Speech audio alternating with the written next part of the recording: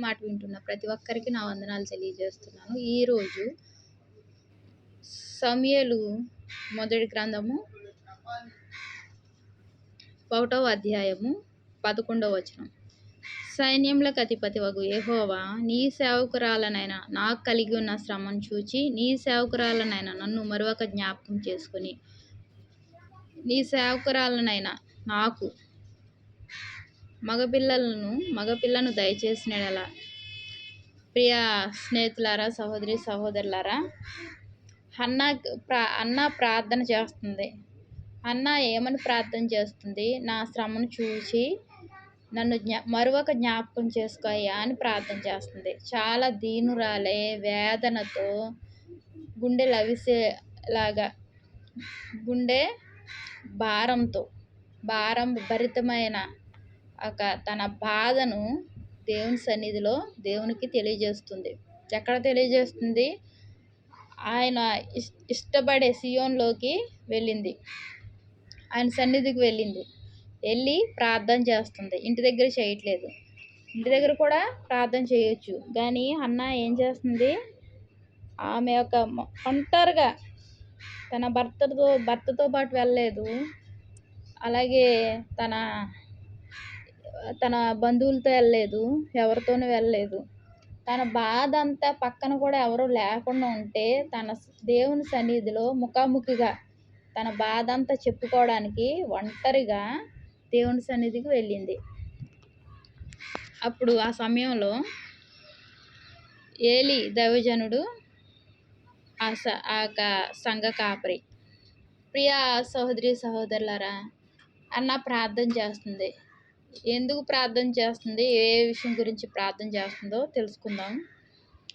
ఎల్కానా అనే ఒక కోటీశ్వరుడికి 2 భార్యలు. మొదటి భార్య పేరు హన్నా, రెండవ భార్య పేరు పెనిన్నా. పెనిన్నాకు పిల్లలు ఉన్నారు, అన్నాకు పిల్లలు లేరు. అయితే పిల్లలు లేని కారణంగా పెనిన్నా ఎంత ప్రశాంతమైన వాతావరణం గడుపుదామన్నా ఏదో ఒక మాట వినబడుతూ ఉంది. పెనిన్నా నోట్లోంచి రావడం, పెనిన్నా ఏదో ఒకటి అనడం, ఎల్కానా లేనప్పుడు చూసి. హన్నా ఏదైనా పని చేసుకునేటప్పుడు, ఏదైనా అటువైపు వెళ్తున్నప్పుడు వినపడేలాగా అనడం, హన్నా బాధపడతాం. ఇది ఇలా ప్రతిరోజు అప్పుడప్పుడు ఇట్లా జరుగుతూ ఉంది. అయితే ఎల్కానా మాత్రం పెనిన్నా కన్నా బాగా చూసుకుంటున్నాడు. అన్న అంటే చాలా ఇష్టం ఎల్కానాకి. ఎందుకు నువ్వు బాధపడతావు? నాకు 10 మంది కుమారుల కన్నా నువ్వు ఎక్కువ కదా, నేను ఉన్నాను కదా, ఎందుకు బాధపడతావు అని భార్యను ఓదార్స్తున్నాడు. 10 మంది బిడ్డల కన్నా నేను నీకు బిడ్డను కానా? ఎందుకు నువ్వు బాధపడుతున్నావు అని తనకు అర్థమయ్యే రీతిలో తన భార్యను ఓదారుస్తున్నాడు. అయితే ఏమాత్రం ఎల్కానా యొక్క మాటలు అన్నకు ఓదార్పుగా లేవు. అతను ఎంత ప్రేమిస్తున్నప్పటికీ తన మనసులో ఒక బాధ, ఒక వేదన. ఏం కావాలి?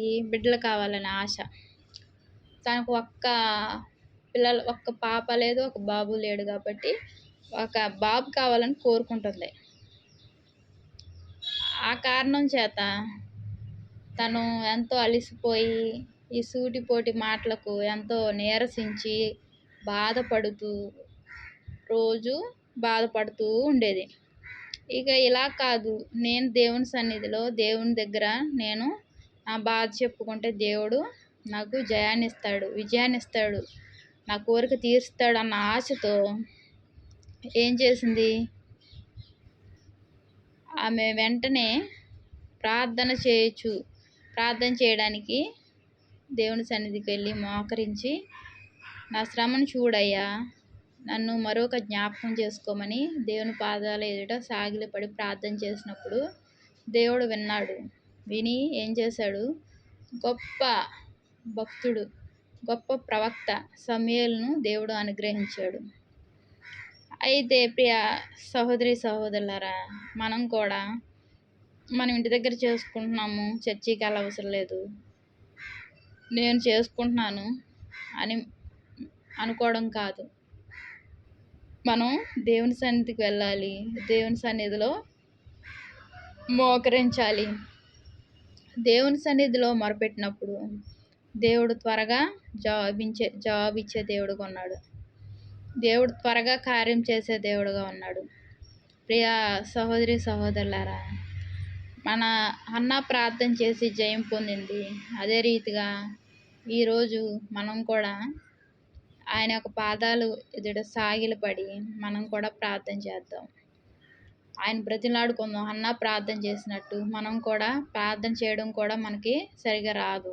నేర్చుకుందాం. ఎలా చేయాలో దేవుణ్ణి అడుగుదాం. దేవుడు నేర్పుతాడు.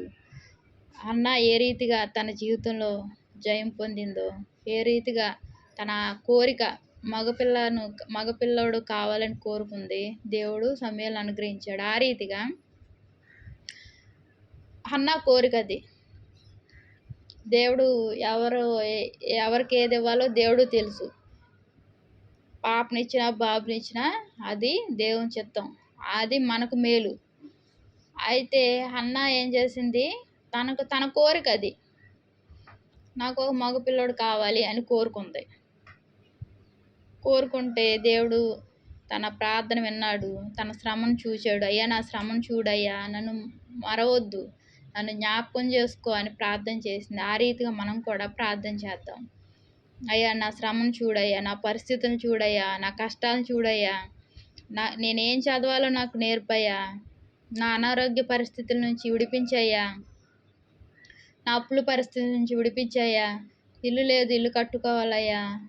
ఇలాగా ప్రతిదీ నా బిడ్డల చదువుల విషయంలో ఎక్కడ జాయిన్ చేయాలో, ఏ కాలేజీలో జాయిన్ చేయాలో, ఏ స్కూల్లో జాయిన్ చేయాలో, అయ్యా నువ్వు మాకు సహాయం చేసి నువ్వు నడిపించాయా అని ప్రార్థన చేసినప్పుడు అన్న ఏ రీతిగా ప్రార్థన చేసిందో మరొక జ్ఞాపకం చేసుకోమని ప్రార్థన చేసింది. దేవుడు అన్నాడు, సమయాలని బహుమానంగా ఇచ్చాడు. అదే రీతిగా అన్న లాంటి ప్రార్థన మనం ఈ సమయంలో చేయమని దేవుడు అంటున్నాడు. మనం కూడా అన్న లాంటి ప్రార్థన చేద్దాం. అన్న ఏ రీతిగా మొరపెట్టిందో ఆ రీతిగా మనం కూడా మొరపెట్టి విజయం పొందుదాం. దేవునికి వందనాలు. మహాప్రేమ గల తండ్రి, కృపగల నాయన, దయమేడ, సర్వశక్తిమంతుడా యేసయ్య, హన్నాకు ప్రభువనైనా బిడ్డలు లేని కారణంగా ప్రభువనైనా ఎంతో వేదనతో, మనోవేదనతో, దుఃఖాక్రాంతురాలై తండ్రి నాయన యేసయ్య, ఎవరు చెప్పినా వినలేని పరిస్థితిలో తన భారభరితమైన తన జీవితానికి ప్రభువనైన జీవితాన్ని ఏం చేయాలో తెలియని పరిస్థితిలో ప్రభు నీ సన్నిధికి వెళ్ళిందయ్యా, మోకరించింది. నా శ్రమను చూడయ్యా, మరొక నన్ను జ్ఞాపకం చేసుకొని నాకు ఒక మగబిడ్డను అనుగ్రహించమని ప్రార్థన చేసినప్పుడు తండ్రి తన హృదయ వాంఛను తీర్చావయ్యా. ఒక మగబిడ్డనిచ్చావు. సమూయేలు ప్రవక్త, గొప్ప దైవజనుడయ్యా తండ్రి నాయన, ఒక గొప్ప ప్రవక్తను అనుగ్రహించావు ప్రభు నాయన. అడిగిన దానికన్నా ఊహించిన దానికన్నా రెట్టింపు ఇచ్చినందుకు వందనాలు ప్రభు తండ్రి. అన్నా కూడా మాలాంటి మనిషే ప్రభు నాయన. అడిగింది విజయం పొందింది ప్రభు తండ్రి. ఈ సమయంలో ప్రభు మేము కూడా నిన్ను అడుగుతున్నామయ్యా తండ్రి. తండ్రి మా అన్నకు అనుగ్రహించినట్టు మాకు కూడా అనుగ్రహించండి ప్రభా. ఎవరైతే ప్రభు మగబిడ్డలు కావాలని కోరుకుంటున్నారో వారందరికీ అనుగ్రహించండి అయ్యా తండ్రి. సహాయం చేయండి ప్రభా. అప్పుల బాధ, అప్పుల రుణాలు తండ్రి యేసయ్య, అలాగే ప్రభా కష్టాలు, నష్టాలు, అనారోగ్యం అన్నిటినీ ప్రభు విడిపించి గొప్ప విజయంలో నడిపించి ప్రభు, విజయ బాటలో నడిపించి ప్రభు నాయన నువ్వు మాకు తోడుగా నీడగా ఉండమని నీ సహాయం కోరుకుంటూ నా ప్రభును ప్రియ రక్షకుడు అనే క్రీస్తు నామంలో అతి ఘనంగా బ్రతిలాడి వేడుకుంటున్నాను తండ్రి. ఆమేన్, ఆమేన్.